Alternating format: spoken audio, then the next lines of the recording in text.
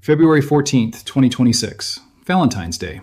And while most people are thinking about flowers and chocolates, I'm going to tell you about something that should genuinely terrify anyone who owns silver. In just 7 days, between February 4th and February 11th, 33.45 million ounces vanished from COMEX registered vaults. Let me say that number again so it sinks in. 33.45 million ounces. Gone in 7 days. But here's where this gets absolutely wild, and I need you to stay with me because this is going to sound like it doesn't make sense. Silver is currently trading around $82 per ounce. That's down from $121 just 2 weeks ago, a 30% crash. One of the worst single-day drops in silver history since 1980. The paper price is collapsing, yet physical silver is disappearing from vaults at a rate we've never seen before. The Perth Mint in Australia just announced they're limiting orders and pausing sales. The US Mint is operating at drastically reduced capacity. Shanghai is paying a 29% premium over Western prices.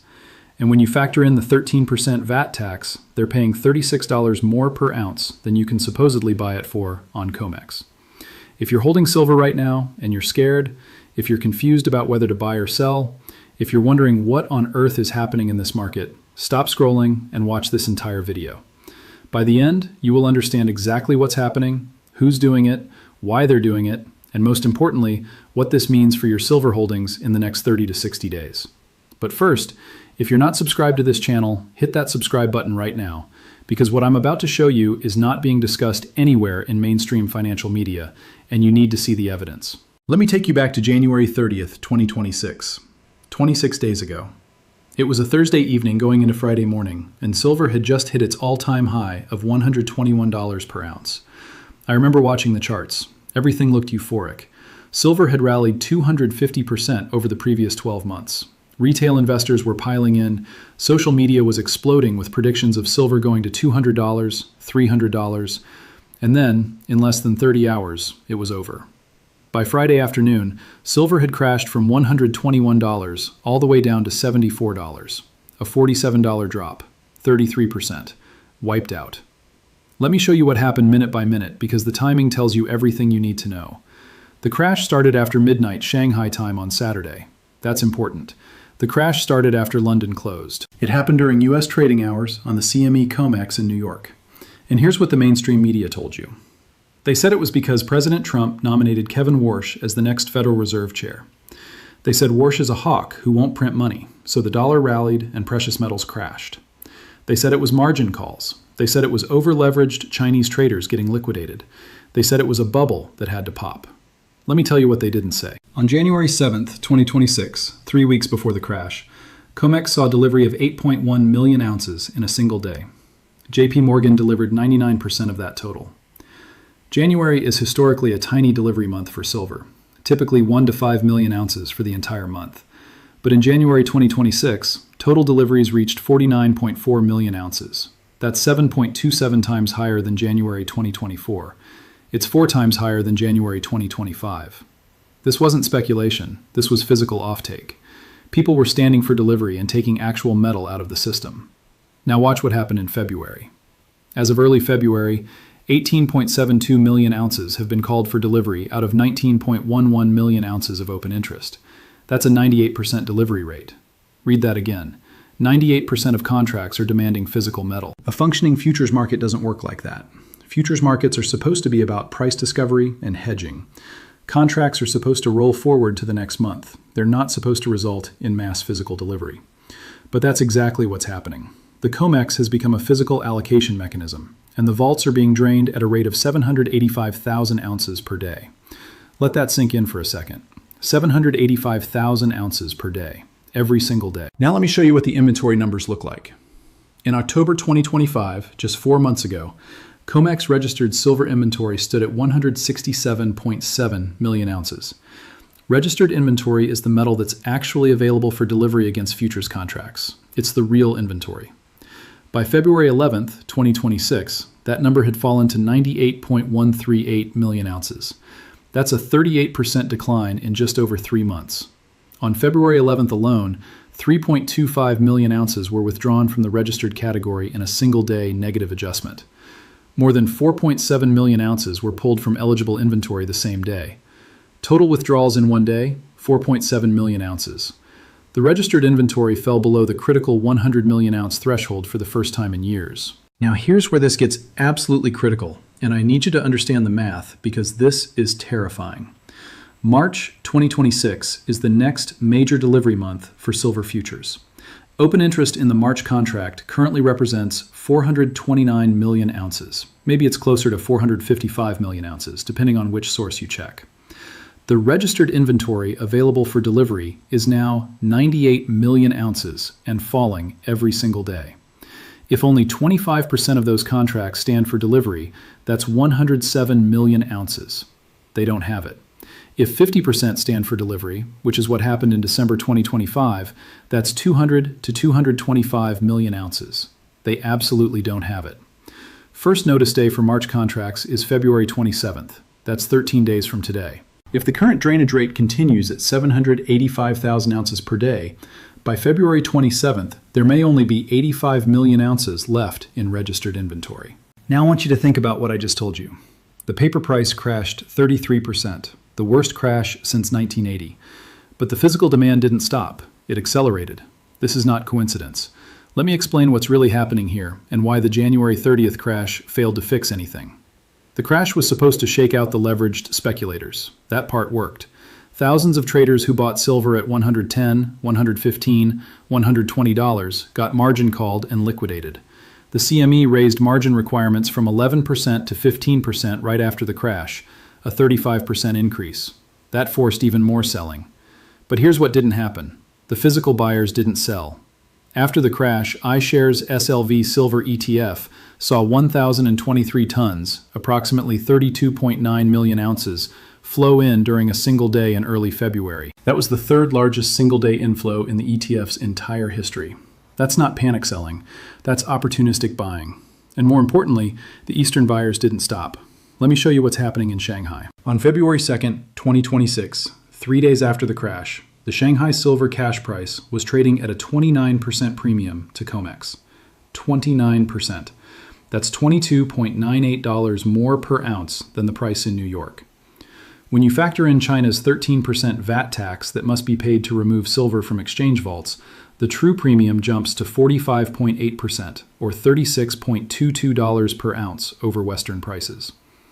The cost of shipping and insuring bulk silver by air freight to China is about $2 per ounce, so the arbitrage opportunity for anyone who can get their hands on physical silver in London or New York and ship it to Shanghai is $34 per ounce. Think about what that means. You can buy silver on COMEX for $82, ship it to Shanghai, and sell it for $116. That's a $34 profit per ounce, or 41% return, just for moving metal from west to east. And this has been going on since late December. The Shanghai premium started expanding in December 2025 when it hit $8 per ounce. By mid-January, before the crash, Chinese silver futures had surged past $125, while COMEX was trading at $112. After the crash dropped COMEX to $80, Shanghai was still paying over $100. Right now, even 2 weeks after the massive liquidation, Shanghai prices remain dramatically elevated. Every single ounce of available silver in London and New York is being arbitraged to Asia, and there's nothing anyone can do to stop it unless they're willing to literally ban physical exports. Now let me show you what's happening at the mints, because this is where the rubber meets the road. On January 29th, 2026, 1 day before the crash, the Perth Mint sent a notice to its wholesale dealer network. Here's what it said. Due to increasing worldwide demand for silver bullion products, we have a large backlog of orders for the 2026 Kangaroo 1-ounce silver bullion coin. As a result, we have decided to pause taking wholesale orders for this coin from today until February 23rd to clear the back orders. We are also implementing a monthly allocation for this product to ensure that all regions receive stock in the current market environment. This notice went out when silver was trading at $117. The Perth Mint was already at the breaking point. Then the crash happened, and silver dropped to $74. What do you think happened to physical demand after that? It exploded. On January 22nd, the Perth Mint's chief commercial officer released a statement. They said, "There is no shortage of silver." Let me repeat their exact words. As Australia's leading precious metals refinery, we can assure you there is no shortage of silver. It just isn't in the specific forms being requested by our customers, which is putting pressure on manufacturing operations. Read between those lines. They're saying, we have silver, just not in the 1-ounce coins and 1 kilogram bars that everyone wants to buy. That's a shortage. When a major sovereign mint tells you they can't produce the products customers want in the quantities demanded, that's a shortage, no matter how they spin it. The Perth Mint has now limited order sizes on 1 kilogram cast silver bars and 1 kilogram silver coins. Some products are limited to in-store sales only. They've increased staffing in production, order fulfillment, and customer service, but they still can't keep up. Let me tell you about the US Mint. In 2023, the US Mint produced tens of millions of American silver eagles. In 2024, production dropped. By 2025, they were operating at significantly reduced capacity due to planchette shortages. A planchette is the blank disc of silver that gets stamped into a coin. The US Mint doesn't produce its own planchettes. They outsource to companies like Sunshine Minting, Leach & Garner, and even the Perth Mint. But here's the problem. The mint is required by law to buy silver at spot price. In the current market, getting physical delivery of silver at spot is nearly impossible. The premiums are massive. The mint suppliers can make higher profit margins selling their own products or supplying other dealers, so the US Mint gets whatever's left over.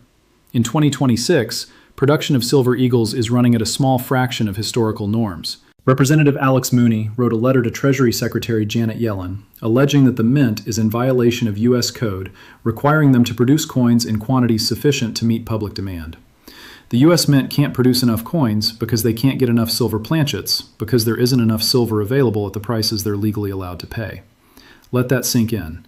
The official producer of American silver coins can't source enough metal to meet demand, even though the paper price says silver is abundant. The Royal Canadian Mint reportedly had no 100-ounce bars available and dedicated nearly all silver production to the 2026 maple leaf coins.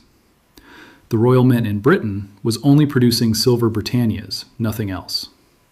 The Rand refinery in South Africa ran out of silver for making Krugerrands and was waiting for product. The largest mint in India reportedly ran out of silver. This is happening globally. Every major mint on every continent simultaneously struggling to produce enough silver products. And this was happening before the crash. The crash was supposed to relieve pressure. It didn't. It made it worse. Because after the price dropped 33% in one day, every single person who had been sitting on the sidelines thinking about buying silver saw the biggest buying opportunity in years. Premiums on physical coins and bars spiked. Dealers reported record traffic.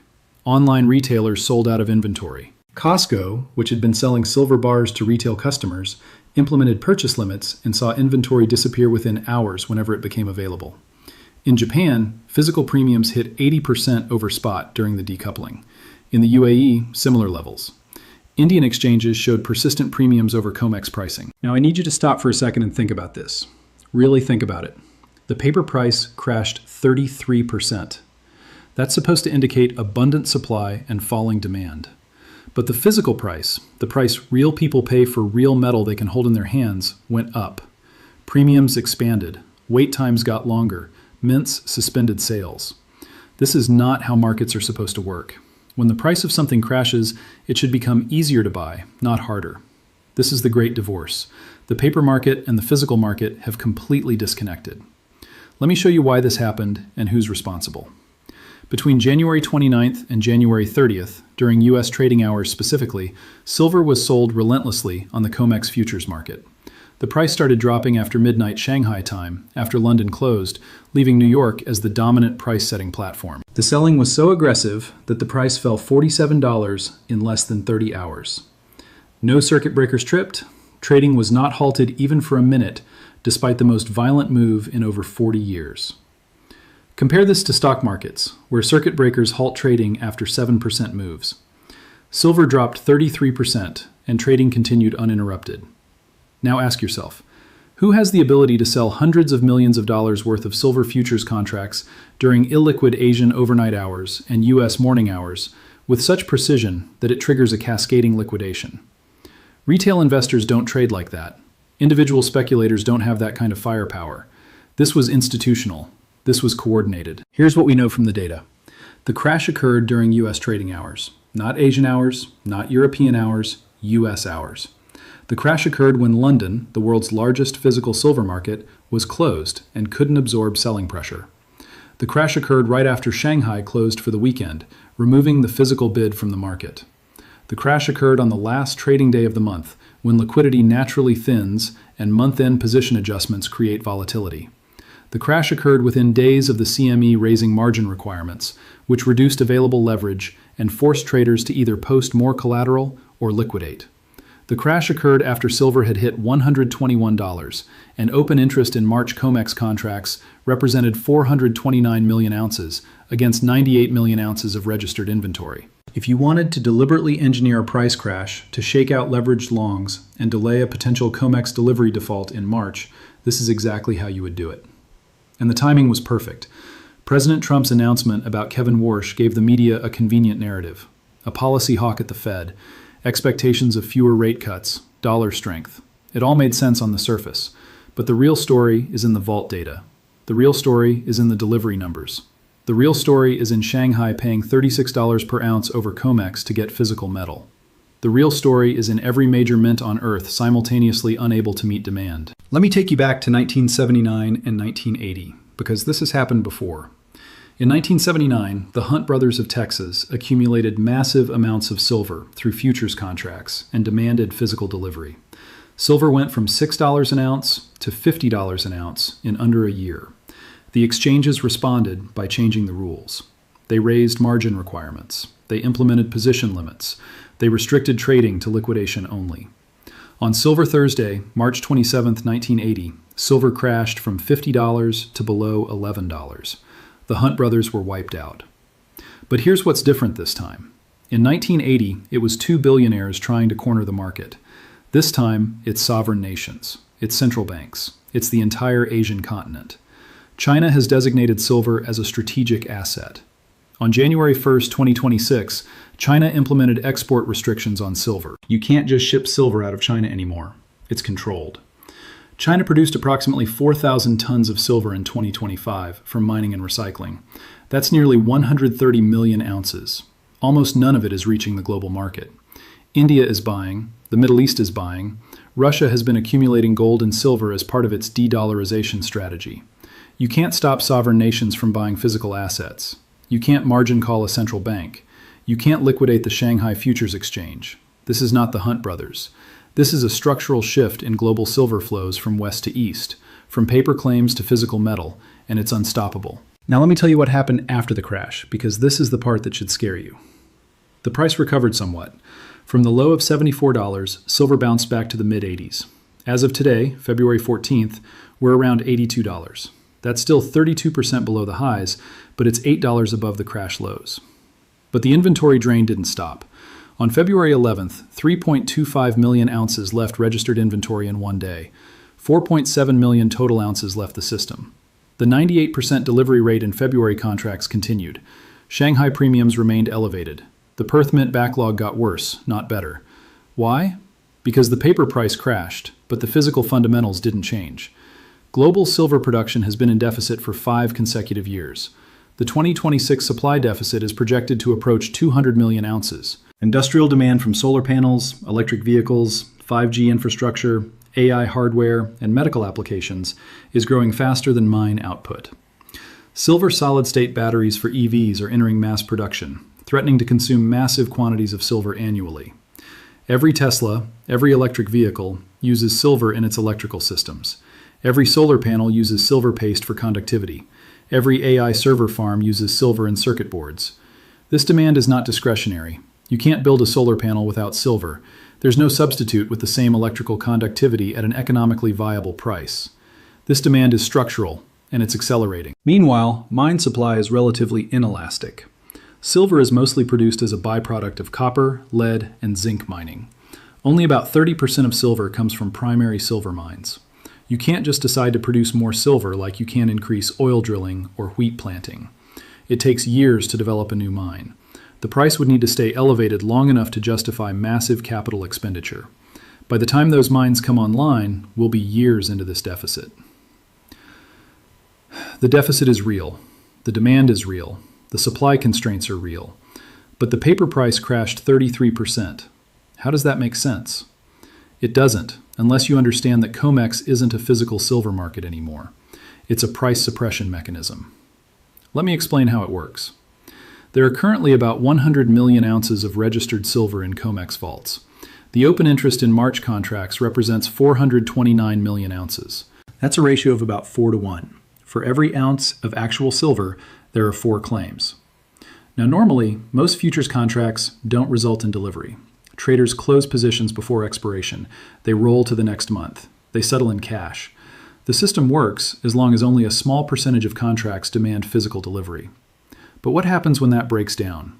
What happens when 50% or 70% of contracts stand for delivery like we're seeing now?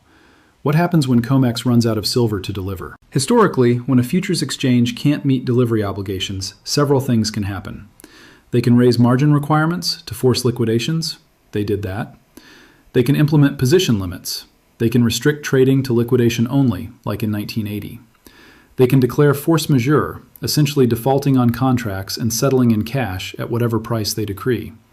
Or they can allow exchange for physical transactions, where instead of delivering silver in New York, they give you a contract for silver in London, plus some cash to compensate you for the inconvenience and expense of taking delivery across the ocean. The US Mint has increasingly relied on this last option because getting physical silver delivered in New York has become problematic. Think about what that means. The world's largest silver futures exchange can't reliably deliver physical silver in New York, so they're sending buyers to London. And now London is having problems too. Reports from 2025 indicated the London silver market, the world's largest physical bullion market, was experiencing delivery dysfunction. Days of trading where promised metal didn't materialize. The thesis that's been building in precious metals research communities is that London has been operating on a fractional reserve basis for years, with claims on silver vastly exceeding actual metal in vaults. When this became known, savvy institutions started selling their unallocated London claims, taking the cash, and buying allocated storage elsewhere, or demanding immediate physical delivery in other markets. That's what's draining COMEX. That's what's sending premiums in Shanghai to 40%. The system is being stress tested, and it's failing. Now let me tell you about the 3 types of people watching this video right now. The first group is scared. You bought silver at $90 or $100, watched it crash, and now you're wondering if you should sell and cut your losses. You're thinking maybe silver is going back to $30. Maybe this whole thing was a bubble. Maybe you should get out before it gets worse. Let me tell you something. If you sell now, you're giving your silver to exactly the people who engineered this crash. That's the whole point. They need physical metal. They can't get it at $120 because no one will sell at that price. But crash it to $74, panic retail holders into selling, and suddenly metal becomes available. Then they ship it to Shanghai and collect a $36 per ounce premium. You're literally funding their arbitrage. The second group is confused. You don't know what to believe. The price chart says one thing. The vault data says another. The mainstream media says it's over. Alternative media says it's just beginning. YouTube is full of people screaming about silver going to $500 and an equal number saying it's going to $20. You're paralyzed. You don't know whether to buy, sell, or hold. Let me give you a framework. Ignore the price. I know that sounds crazy, but hear me out. The price is being set on a futures exchange that may not be able to deliver the underlying asset. The price is being determined by paper contracts that outnumber physical metal 4 to 1 or more. That price is increasingly irrelevant. What matters is, can you get physical metal? At what premium? With what delivery time frame? If the price is $82, but you have to pay $15 premium and wait 12 weeks, the real price is $97. If Shanghai is paying $116, that's the real price. The paper price is a fiction maintained by an exchange that's running out of inventory. The third group understands. You've been watching this develop for months or years. You've been stacking physical silver because you knew this day was coming. You understand that every fiat currency in history has eventually failed. You understand that silver and gold are money. Everything else is credit. You understand that when the paper market breaks, physical will be repriced dramatically higher. You're not scared of volatility. You're excited by it because you know this crash created a historic buying opportunity. If you're in this third group, you already know what to do. You're buying every dip. You're taking delivery. You're holding outside the banking system. You're patient. Let me tell you what I think happens next. March 27th is first notice day for March COMEX contracts. Between now and then, we're going to see whether COMEX can meet delivery demands. If they can't, if we see delivery delays, cash settlements, or force majeure declarations, confidence in paper silver will evaporate overnight.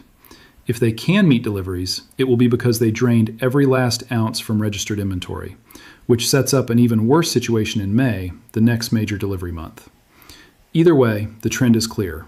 Registered inventory is declining, delivery demands are increasing, premiums in physical markets are rising, mints can't keep up with production. This doesn't end with silver going back to $30. This ends with a complete repricing of silver in physical terms, disconnected from paper contracts. The conservative case, the case where nothing dramatic happens and this just plays out slowly over months, is that silver retests and breaks through $100 per ounce by summer 2026. The base case, the most likely scenario, is that we see continued volatility with sharp drops during US trading hours, followed by recovery as physical demand absorbs the selling, with silver reaching $120 to $150 by late 2026. The bull case, if COMEX has delivery problems, or if China accelerates purchases, or if another major bank gets caught short, is that silver spikes to $200 or higher as the paper market completely loses credibility and pricing shifts entirely to physical markets like Shanghai. The bear case, the case where I'm completely wrong, is that COMEX somehow finds a massive influx of new supply, Shanghai premiums collapse, mints catch up with production, and silver falls back towards $60 to $70. I'm assigning about a 5% probability to that scenario because I don't see where the supply comes from. You can't print silver, you can't create it out of thin air, you either have it or you don't. And increasingly, the Western vaults don't have it. So what should you do? If you own physical silver, hold it. Don't let price volatility shake you out. Understand that this volatility is the system breaking, not silver failing. If you're thinking about buying silver, I would suggest focusing on getting the lowest premium physical product you can source with reasonable delivery times. 1-ounce government coins like American Eagles, Canadian Maples, British Britannias if you can get them, 10-ounce bars from reputable refiners, 100-ounce bars if available, though those are harder to find. Avoid numismatics and collectibles right now unless that's specifically what you collect. This is about metal weight, not pretty packaging. If you're trading silver futures or silver mining stocks, understand that you're playing in a completely different market than physical. The paper price can be manipulated. Mining stocks can crash even if long-term fundamentals are positive. If that's your game, you need tight risk management and the ability to ride out insane volatility. If you're in unallocated storage programs, meaning you own silver but the institution holds it and you don't have specifically allocated bars with serial numbers in your name, consider moving to allocated or taking physical delivery. Unallocated silver is a claim on silver, not actual silver. And if the institution has rehypothecated that metal or doesn't actually have it, you could have problems. And most importantly, if you don't own any silver and you're just watching this out of curiosity, understand that what's happening in the silver market right now is a preview of what will eventually happen to every asset that's been financialized into paper derivatives. It happened in oil in 2020 when futures went negative. It's happening in silver now. It will happen in other commodities. The paper markets have become so detached from physical reality that they're breaking. Let me leave you with this. 33.45 million ounces vanished from COMEX in 7 days. The price crashed 30%, but physical premiums went up. Mints are rationing sales. Shanghai is paying $36 over spot. Delivery rates are 98%. March contracts represent 4 times available inventory. This is not normal. This is not a functioning market. This is a market in the process of breaking. And when it breaks completely, when COMEX can no longer provide the illusion of infinite paper silver backed by finite physical silver, the repricing will be spectacular. If you found this video valuable, if you now understand what's really happening in silver markets, I need you to do 3 things. First, subscribe to this channel and hit the notification bell, because this story is developing rapidly and you need to stay informed. Second, smash that like button so this video reaches more people. The mainstream media is not covering this accurately, and people need to see the real data. Third, leave a comment below telling me, do you own physical silver? Are you buying this dip? And what do you think happens in March when those delivery notices come due? I read every comment, and I want to hear your perspective. This is the biggest story in commodity markets right now, and almost nobody is talking about it. Thank you for watching, thank you for being part of this community, and I'll see you in the next video, where we'll track exactly what happens as we approach that March 27th deadline. Stay sharp, stay informed, and remember, when the paper market crashes, but the metal keeps disappearing from vaults, something is very, very wrong.